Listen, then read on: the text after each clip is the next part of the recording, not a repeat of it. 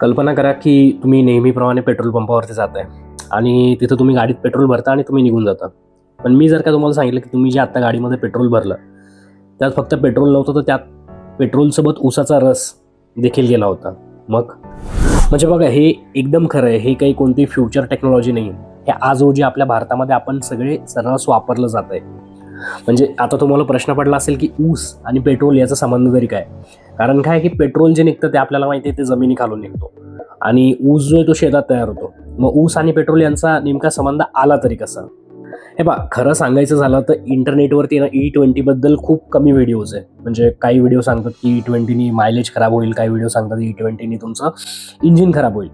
पण मला एक गोष्ट जाणवली की E20 बद्दल फॅक्ट असणार आहे. म्हणजे कोणती पण एक साईड नाही की आयदर E20 खराबच आहे किंवा E20 चांगलंच आहे. पण E20ची सगळी हिस्ट्री सांगणारे खूप कमी व्हिडिओ आहेत.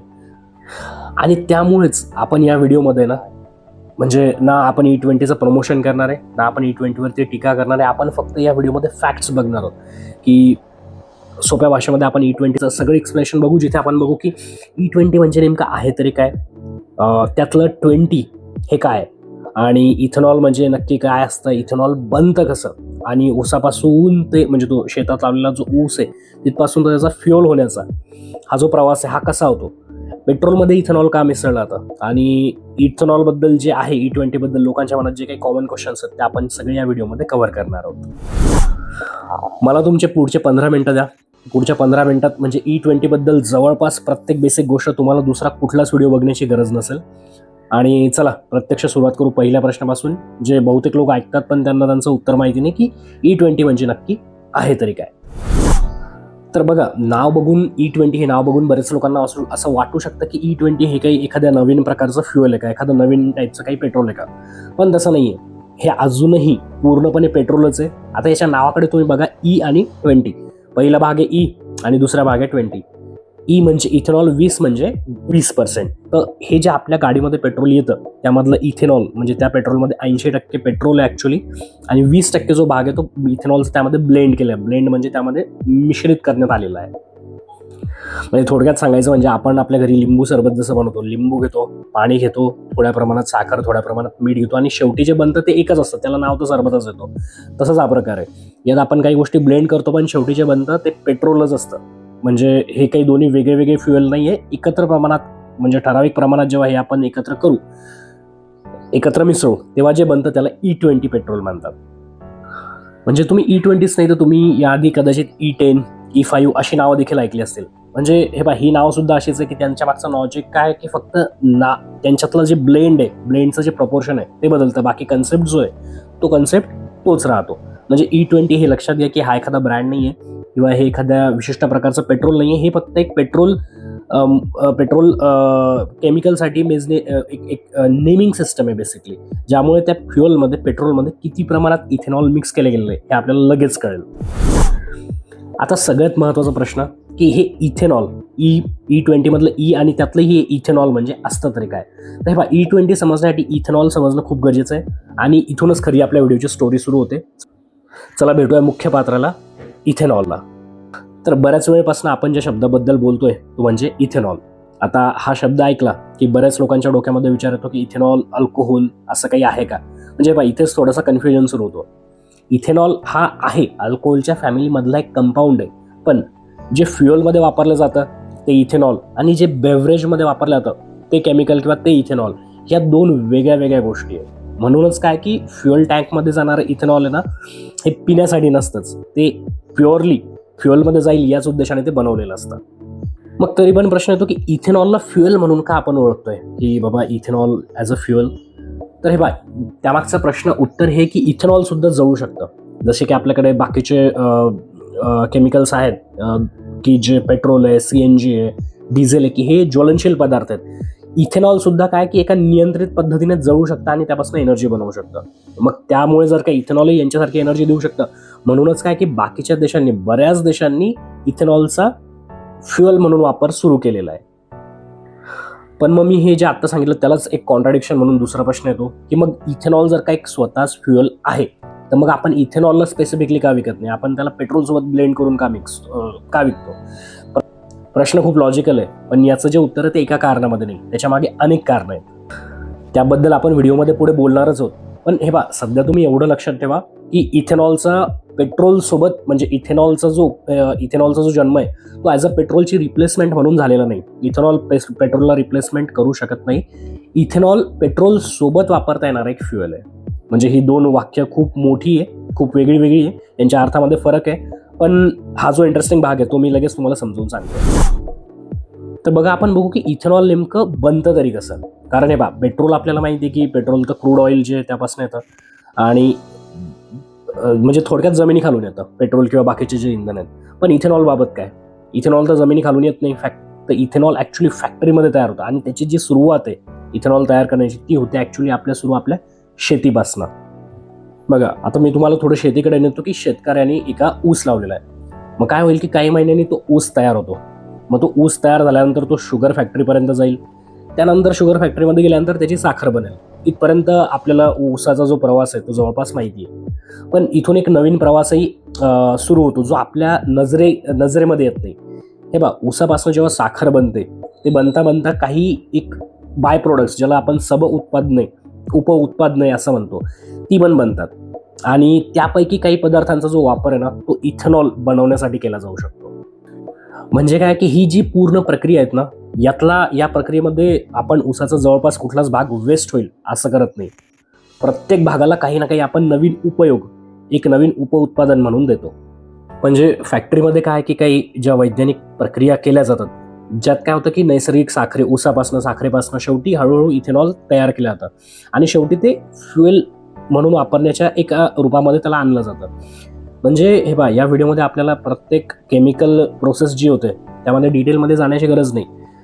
सांगण्याची एक महत्त्वाची गोष्ट एवढीच की इथेनॉल जे ते जमिनीतून मिळत नाही, ते तयार केलं जातं आणि त्यामागे आहे शेती, त्यामागे आहे फॅक्टरी आणि त्यामागे आहे प्रोसेसिंग. या तिन्हींचा मोठा वाटा आहे जे करून आपल्याला इथेनॉल बघायला मिळतं. आता बऱ्याच वेळेस आपण बघतो की इथेनॉल आणि ऊस यांचं खूप क्लोज इक्वेशन आहे, पण तसं नाही आहे. म्हणजे बऱ्याच लोकांना वाटेल की इथेनॉल म्हणजे फक्त ऊस. पण हे बा, ऊस तर हा फक्त एक सोर्स आहे. जगभरात जे वेगवेगळे देश आहेत त्यांच्यामध्ये काय म्हणजे त्यांच्या हवामानानुसार वेगवेगळी पिकं घेतली जातात. असं नाही की म्हणजे आपल्या इकडे ऊस येतं ते पण लोक ऊस वापरूनच तुम्हाला इथेनॉल बनवता येईल. ऊस हा एक फक्त सोर्स आहे. बाकीचे जे देश आहेत त्यांच्यामध्ये वेगळे पीक आणि त्या वेगळ्या पिकांपासून इथेनॉल बनवलं जातं. म्हणजे थोडक्यात काय की हे बा, प्रत्येक देशाची शेती, हवामान आणि उपलब्ध जी पिके आहेत ती वेगळी आहे. त्यामुळे काय की सोर्स बदलतो पण आयडिया तीच राहते. हे बा, आत्तापर्यंत आपण बघितलं की इथेनॉल तयार कसं होतं, पण आता अजून ते तुमच्या गाडीपर्यंत नाही पोहोचलं. म्हणजे फॅक्टरीमधून जे बाहेर पडलेलं इथेनॉल आहे ते थेट पेट्रोल पंपावरती तर कधी जाणार नाही. त्यात अजून एक प्रक्रिया, अजून एक टप्पा बाकी आहे आणि त्या टप्प्यामध्येच ते इथेनॉल पेट्रोलला भेटतं. तर बघा, म्हणजे इथेनॉल जर का एक स्वतः फ्युएल आहे तर ते वेगळं का विकत नाही, हा एक महत्त्वाचा प्रश्न आपण बघितला होता. की ते पेट्रोलमध्ये मिसळतात का? हे बा, याचं उत्तर एक नाही आहे. त्यामागे काय अनेक कारणं आहे आणि ती कारणं समजून घेण्यासाठी ना आपल्याला थोडं मोठं पिक्चर बघावं लागेल. यातलं सर्वात पहिलं कारण नंबर 1, पेट्रोल जो आहे तो मर्यादित नैसर्गिक स्रोत आहे. हे बा, आता बरेच देश हा विचार करतात की पेट्रोल जे आहे ते आज नाही तर उद्या ते संपणारच आहे आणि तो एक मर्यादित नैसर्गिक स्रोत आहे. याला काही आपल्याकडे उपाय किंवा याला काही अल्टरनेट बनवता येईल का? तर इथेनॉल हा एक स्ट्रॉंग अल्टरनेटिव्ह प्रत्येक देशाला दिसतो. दुसरं कारण की इथेनॉल बनवण्यासाठी ना शेतीतून जी मिळणारी उत्पादन आहे त्यांचा वापर करावा लागतो. म्हणजे इथे काय आलं की शेती आणि पेट्रोलियम इंडस्ट्री हे दोन एकदम वेगळे जरी फील्ड तरी यांच्यामध्ये कनेक्शन तयार होतं. याला जोडून आपलं तिसरं कारण येतं की हे पहा, कोणताही देश ना एकाच प्रकारच्या फ्युएलवरती अवलंबून राहू अशी त्याची स्ट्रॅटेजी किंवा अशी त्याची आदर्श परिस्थिती मानली जात नाही. काय आहे की त्यामुळेच प्रत्येक देश आहे ना वेगवेगळे प्रकारचे जे फ्युएल आहे त्यांच्यावरती ते काम करत राहतात. म्हणजे एखादा देश आहे की तो बायोफ्युएलवरती काम करेल, एखादा देश आहे की तो हायड्रोजन फ्युएलवरती फोकस काम करेल, एखादा जो देश आहे की तो इलेक्ट्रिक फ्युएलवरती काम करेल. त्यामुळे इथेनॉल आहे ना हा सगळ्यात मोठ्या पिक्चरमधला एक भाग आहे.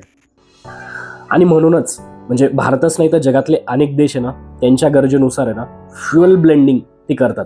म्हणजे काय की प्रत्येक देशाचा ब्लेंड जो आहे तो प्रमाण सारखं नसेलही, कारण प्रत्येक देशाची शेती आणि रिसोर्सेस वेगळे आणि प्रत्येक देशाच्या गरजा पण वेगळ्या आहे. म्हणजे काय की E20 ही एक अचानक आलेली आयडिया नाही आहे, तर म्हणजे अनेक वर्षभरापासून जे फ्युएल डेव्हलपमेंट चालू झालेली होती त्या क्रांतीचा E20 हा एक भाग आहे. त्यामुळे हे पहा, एक गोष्ट लक्षात घ्या की मी या व्हिडिओमध्ये याचा अर्थ असा होत नाही की E20 प्रत्येक परिस्थितीमध्ये परफेक्ट सोल्युशन आहे, किंवा असंही होत नाही की म्हणजे E20 काहीच कामाचं नाही किंवा E20 पूर्णपणे युजलेस आहे. प्रत्येक फ्युएलचे स्वतःचे फायदे, स्वतःचे तोटे, स्वतःचे काही आव्हान आहे. त्यामुळे काय की आपण या व्हिडिओमध्ये कोणता निकाल देत नाही, आपण फक्त E20 मागची पूर्ण हिस्ट्री समजून घेतली आहे.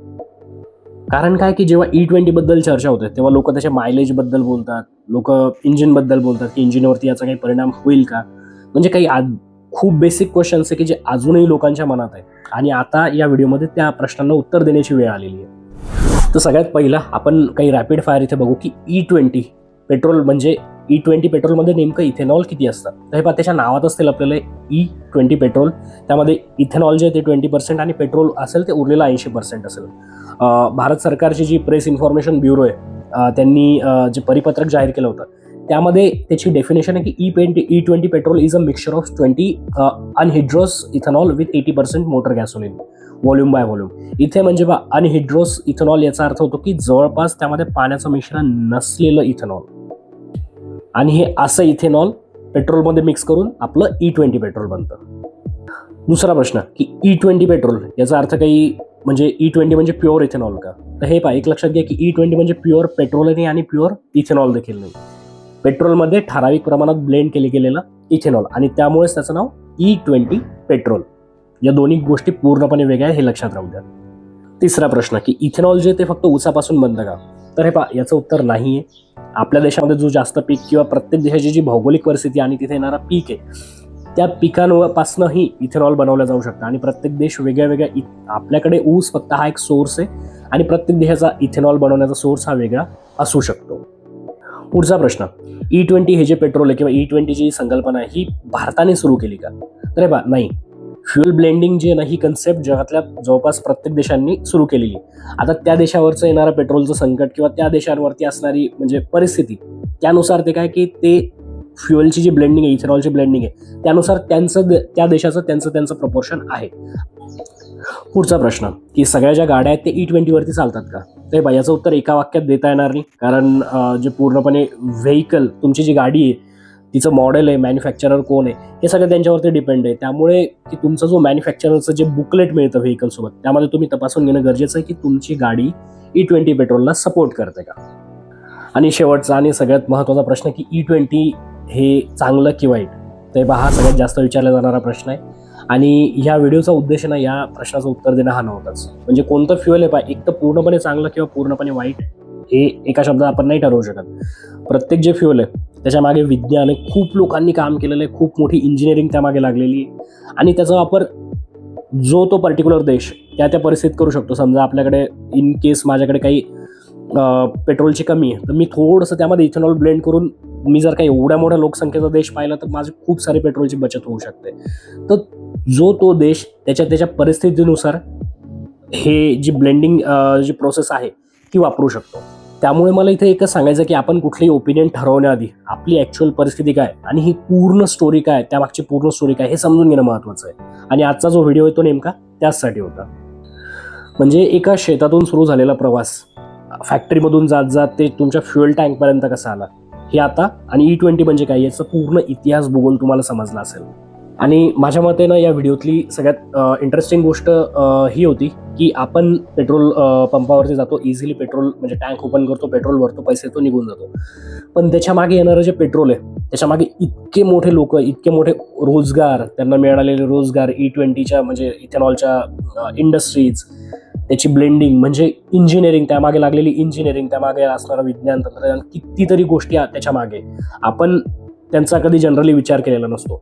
पण ह्या व्हिडिओमधून ह्या सगळ्या गोष्टी तुम्हाला क्लिअर झाल्या असतील याची मला अपेक्षा आहे. एखादा तुमचा असा मित्र की ज्याला E20 बद्दल फक्त त्यांनी ऐकलंय, तो फक्त कोणती तरी एकच बाजू घेतोय, चांगलं किंवा वाईट, तर त्याला हा व्हिडिओ पाठवा. E20 बद्दलची पूर्ण माहिती त्याला मिळू द्या, आणि तोपर्यंत हा व्हिडिओ तुम्हाला आवडला असेल अशी मी अपेक्षा करतो. Daily topics, day to day topics, trending videos किंवा ट्रेंडिंग असणाऱ्या गोष्टी, टेक, सायन्स यामध्ये तुम्हाला इंटरेस्ट असेल तर आपल्या चॅनलला नक्की सबस्क्राईब करा. आपण आपल्या चॅनलवरती असा एक विषय घेऊन त्याची पूर्णपणे चिरफाड करून तो विषय समजून घेत असतो सोप्या आपल्या मराठी शब्दांमध्ये. मी भेटतो तुम्हाला पुढच्या व्हिडिओमध्ये. धन्यवाद.